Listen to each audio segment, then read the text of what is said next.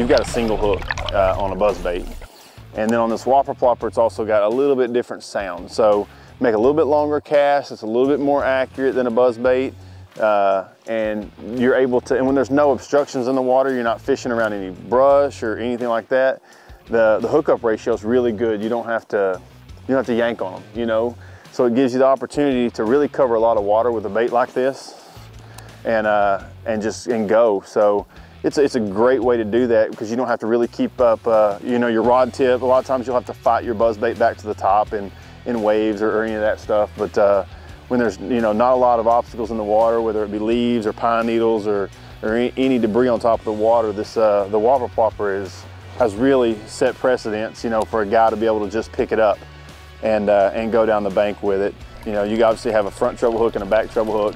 And a lot of times the fish will just come up and slap at a buzzbait and he'll miss it. You know, with the size of the hooks that we roll on these Whopper Ploppers that come stock even, if a fish comes up and slaps at it, a lot of times they'll just come up and mouth it. They're gonna get a hook in them, you know, so your catch ratio goes up, obviously. And for some reason, I don't have them, you know, jump this Whopper Plopper off. I think a lot of that has to do with the way that they eat it. It's a really aggressive bite. A fish they really tend to commit to the bait when they eat it.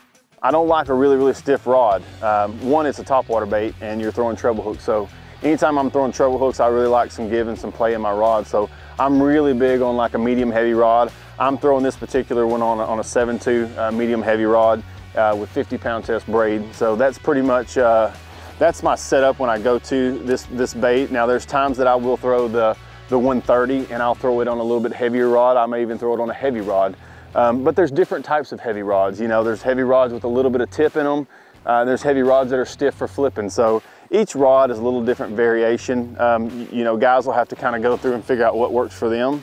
But I really do like a rod with just a little bit of taper and a little bit of tip to it. So, you know, when the fish do hit, you know, I emphasize again that I don't really have to, you know, yank on them hard with this bait because the aggressiveness of the bite, you just kind of get to lean into the fish.